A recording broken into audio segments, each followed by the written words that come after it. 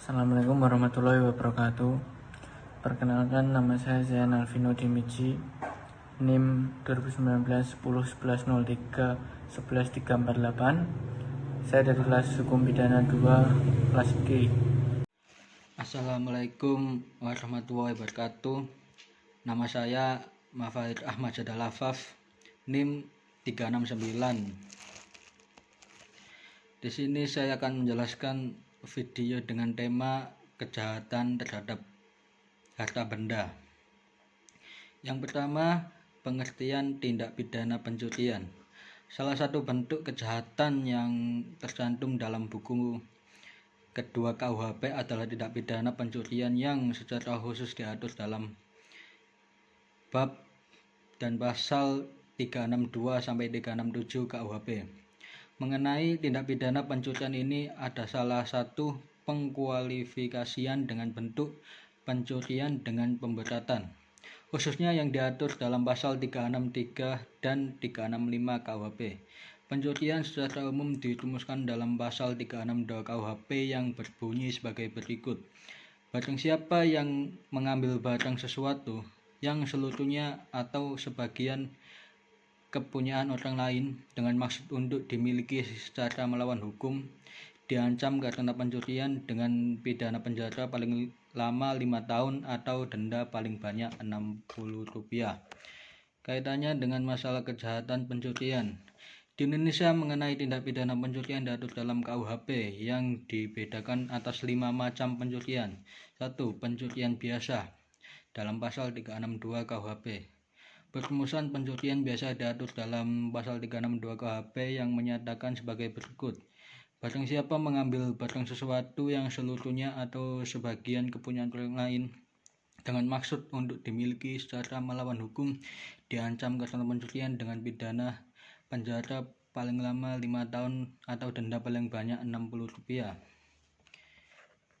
Pencurian dengan pemberatan. Pasal 363 KUHP. Istilah pencurian dengan pemberatan biasanya secara doktrinal disebut sebagai pencurian yang dikualifikasikan.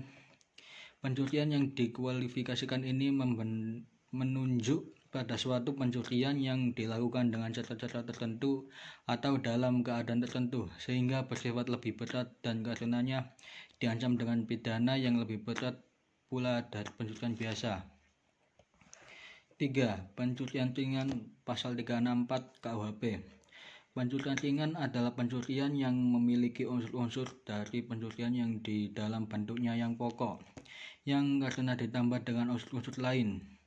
Ancaman pidananya menjadi ringan. Perumusan pencurian ringan diatur dalam pasal 364 KUHP yang menyatakan perbuatan yang diterangkan dalam pasal 362 dan pasal 363 ke-4. Begitupun perbuatan yang diterangkan dalam pasal 363 ke-5. 4. Pencurian dengan kekerasan. Pasal 365 KUHP. Jenis pencurian yang diatur dalam pasal 365 KUHP lazim disebut dengan istilah pencurian dengan kekerasan atau populer dengan istilah curas. Ketentuan pasal 365 KUHP selengkapnya adalah sebagai berikut.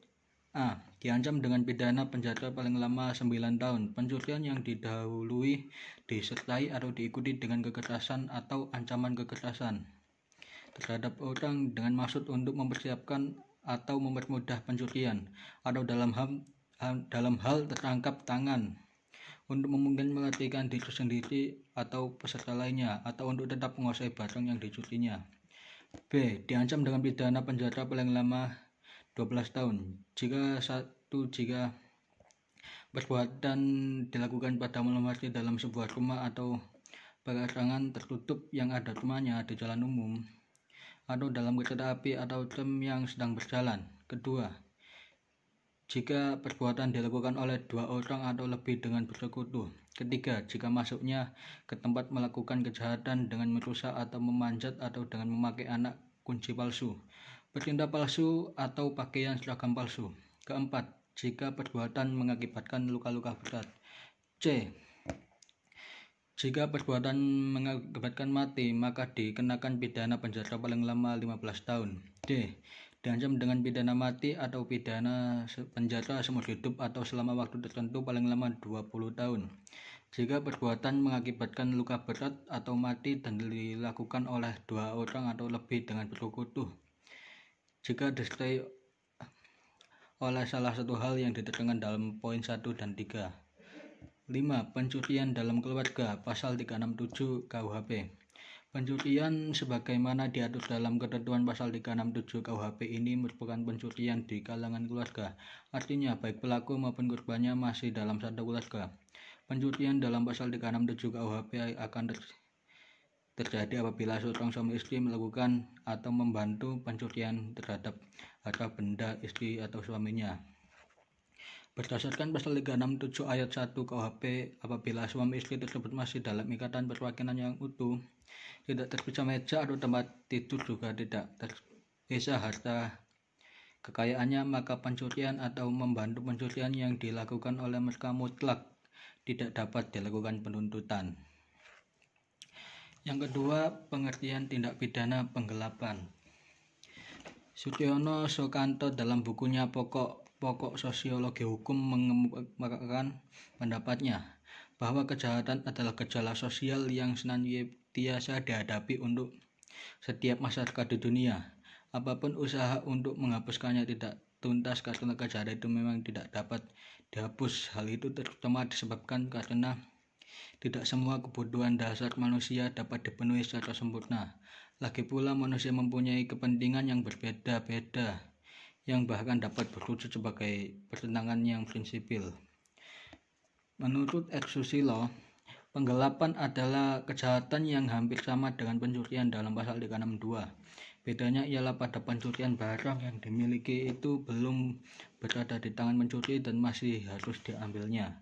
Sedangkan pada penggelapan waktu dimilikinya barang itu sudah ada di tangan si pembuat tidak dengan jelas kejahatan. Tindak pidana penggelapan dalam bentuk pokok-pokok diatur dalam pasal 372 KUHP yang mempunyai unsur sebagai berikut. 1. Unsur subjektif dengan sengaja. 2. Unsur objektif barang siapa menguasai secara melawan hukum suatu benda, sebagian atau seluruh, berada padanya bukan karena kejahatan. Jenis-jenis tindak pidana penggelapan. Tindak pidana penggelapan diatur dalam buku 2 bab Kitab Undang-Undang Hukum Pidana yang berjudul penggelapan. Tindak pidana penggelapan diatur dalam pasal yaitu pasal 372 KUHP sampai dengan pasal 377 KUHP yang isinya 1. Pasal 372, barang siapa dengan sengaja dan melawan hukum memiliki barang sesuatu yang seluruhnya atau sebagian kepunyaan orang lain tetapi yang ada dalam kekuasaannya bukan karena kejahatan, diancam karena penggelapan dengan pidana penjara paling lama 4 tahun atau pidana denda paling banyak Rp900.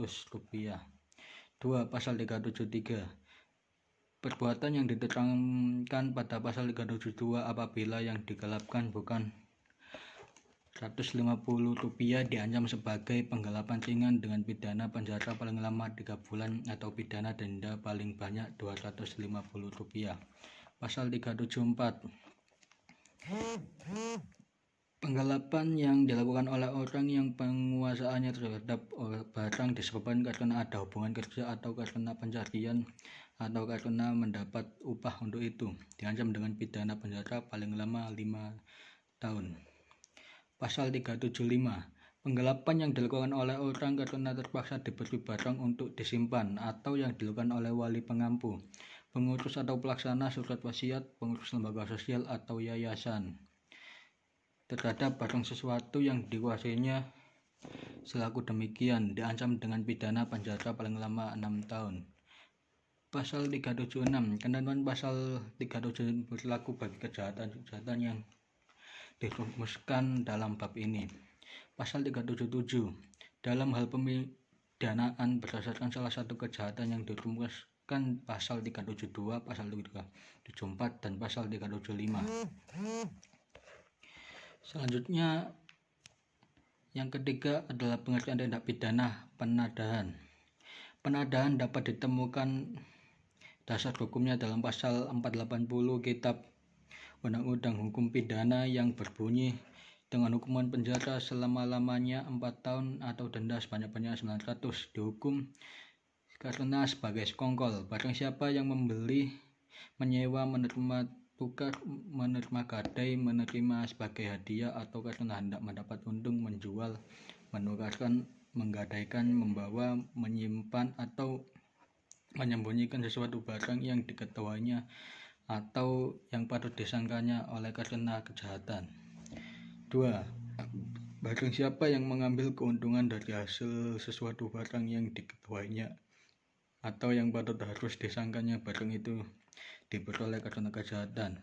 Terkala pasal di atas, R. Susilo menjelaskan dalam bukunya berjudul Kitab Undang-Undang Hukum Pidana serta komentar-komentarnya lengkap, yang pasal demi pasal mengatakan bahwa yang dinamakan sekongkol atau biasa disebut pula tadah itu sebenarnya hanya perbuatan yang disebutkan pada sub 1 dari pasal ini. 2. Perbuatan yang tersebut pada sub 1 dibagi atas 2 bagian. A. Membeli, menyewa, dan lain sebagainya. B. Menjual, menukarkan, menggadaikan, dan lain sebagainya. 3. Elemen pasal ini adalah terdakwa harus mengetahui atau patut dapat menyangka bahwa barang itu asal dari kejahatan. Dari sini terdakwa tidak perlu tahu dengan pasti asal barang itu dari kejahatan apa. Untuk membuktikan elemen ini memang sukar. Akan tetapi dalam prakteknya biasanya dapat dilihat dari keadaan atau cara belinya barang itu.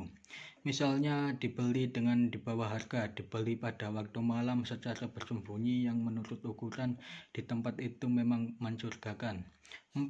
Barang asal dalam kejahatan, misalnya berasal dari pencurian, penggelapan, penipuan, pemalsuan, sekongkol, dan lain-lain. Jadi, jika barang tersebut dibeli dengan keadaan atau cara beli yang tidak wajar, dan dilihat bahwa harga dari barang tersebut juga jauh dari harga yang seharusnya, maka sebagai pembeli seharusnya mengetahui bahwa ada kemungkinan barang tersebut berasal dari kejahatan.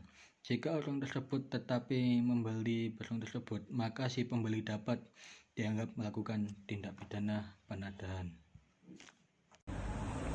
Nomor 4, pertama, pengertian tindak pidana pemalsuan, yaitu tindak pidana berupa pemalsuan suatu surat dapat kita jumpai ketentuannya dalam pasal 263 Kitab Undang-Undang Hukum Pidana KUHP yang berbunyi, barang siapa membuat surat palsu atau memalsukan surat dapat menimbulkan sesuatu hak, perikatan atau pembebasan hutang atau yang diperuntukkan sebagai bukti daripada sesuatu hal dengan maksud yang memakai atau menyuruh orang lain memakai surat tersebut seolah-olah isinya pemakaian tersebut dapat menimbulkan kerugian karena pemalsuan surat dengan pidana penjara paling lama 6 tahun.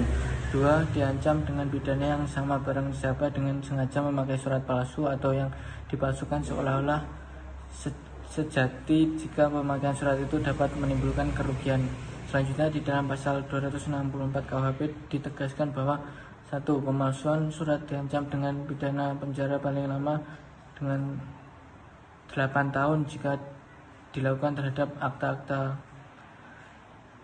Kedua, B. Surat hutang atau sertifikat hutang dari sesuatu negara atau bagiannya ataupun suatu lembaga umum. C. Surat sero atau hutang atau sertifikat sero atau hutang dari suatu perkumpulan, yayasan, perseroan atau maskapai. D. Talon tanda bukti dividen atau bunga dari salah satu surat yang diterangkan dalam 2 dan 3 atau tanda bukti yang dikeluarkan sebagai pengganti surat-surat itu. E. Surat kredit atau surat dagang yang diperuntukkan untuk diedarkan. 2. Diancam dengan pidana yang sama barang siapa dengan sengaja memakai surat tersebut dalam ayat pertama yang isinya tidak sejati atau yang dipalsukan seolah-olah benar dan tidak dipalsu jika pemalsuan surat itu dapat menimbulkan kerugian. Erslo dalam bukunya Kitab Undang-Undang Hukum Pidana KUHP serta komentar-komentarnya lengkap pasal demi pasal halaman 195 mengatakan bahwa yang diartikan dengan surat dalam bab ini adalah segala surat baik yang ditulis dengan tangan, dicetak maupun ditulis memakai mesin ketik dan lain-lain. Unsur-unsur pidana dari tindak pidana pemalsuan selain yang disebut di atas adalah A. Pada waktu memalsukan surat itu harus dengan maksud dan menggunakan atau menyuruh orang lain menggunakan surat itu seolah-olah asli dan tidak dipalsukan. B. Penggunanya harus dapat menandatangankan kerugian. Kata dapat maksudnya tidak perlu kerugian itu betul-betul ada, baru kemungkinan saja akan ada kerugian itu sudah cukup. C. Yang dihukum menurut pasal ini tidak saja yang memalsukan tetapi juga sengaja menggunakan surat palsu. Sengaja maksudnya bahwa orang yang menggunakan itu harus mengetahui benar-benar bahwa surat yang ia gunakan tidak palsu. Jika ia tidak tahu akan hal itu, ia tidak dihukum. Sudah dianggap mempergunakan, misalnya menyerahkan surat itu kepada orang lain yang harus mempergunakan lebih lanjut, atau menyerahkan surat itu di tempat mana surat tersebut harus dibutuhkan. D. Dalam hal menggunakan surat palsu harus pula dibuktikan bahwa orang itu bertindak seolah-olah surat itu asli dan tidak dipalsukan. Demikian pula perbuatan itu harus dapat mendatangkan kerugian. 5. Pengertian tindak pidana pemerasan dan pengancaman. Tindak pidana pemerasan sebagaimana diatur dalam bab 23 KUHP sebenarnya terdiri dari dua macam tindak pidana, yaitu tindak pidana pemerasan appraising dan tindak pidana pengancaman ad aftering. Kedua macam tindak pidana tersebut mempunyai sifat yang sama, yaitu suatu perbuatan yang bertujuan memeras orang lain. Justru karena sifatnya yang sama itulah kedua tindak pidana ini biasanya tersebut dengan nama yang sama, yaitu pemerasan, serta diatur dalam bab yang sama. Sekalipun demikian, tidak salah kiranya apabila orang menyebut bahwa kedua tindak pidana tersebut mempunyai sebutan sendiri, yaitu pemerasan untuk tindak pidana yang diatur dalam pasal 368 KUHP dan pengancaman untuk tindak pidana yang diatur dalam pasal 369 KUHP yang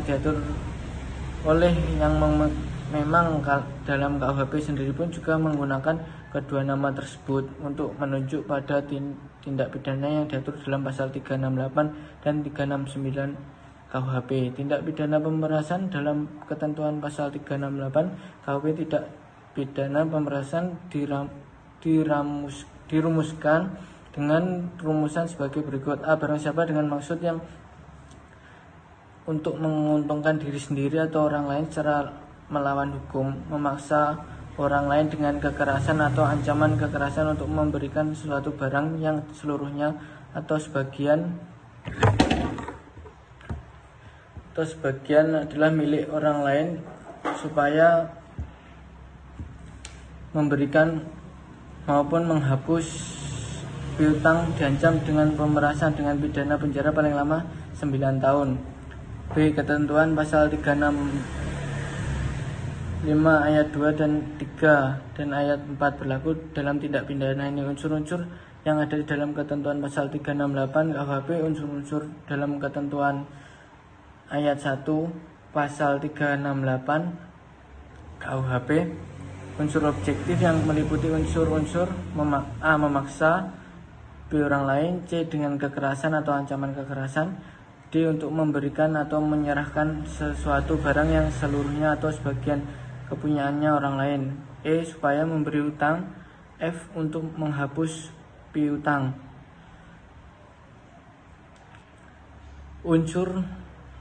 Beberapa unsur yang dimaksud adalah sebagai berikut. A. Unsur memaksa. Dengan istilah memaksa dimaksudkan adalah melakukan tekanan pada orang sehingga orang itu melakukan sesuatu yang berlawanan dengan kehendak yang ada sendiri. B. Unsur yang untuk memberikan atau menyerahkan sesuatu barang. Berkaitan dengan unsur itu persoalan yang muncul adalah kapan dikatakan penyerahan suatu barang dianggap telah ada apabila barang yang dianggap telah ada apabila yang diminta oleh pemeras tersebut telah dilepaskan dari kekuasaan orang yang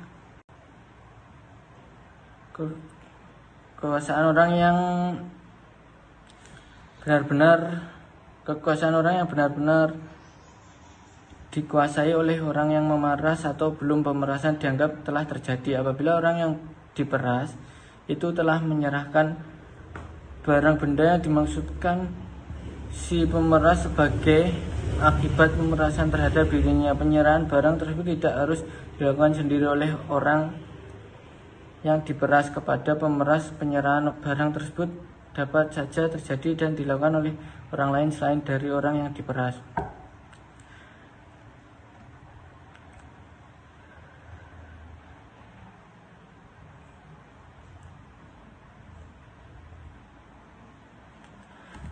Nomor 6, tindak pidana pengrusakan dan penghancuran. Tindak pidana pengrusakan menurut KBP harus Kamus Besar Bahasa Indonesia, kata pengrusakan tidak dapat diartikan sendiri, namun kata rusak berarti sudah tidak sempurna, baik atau utuh lagi.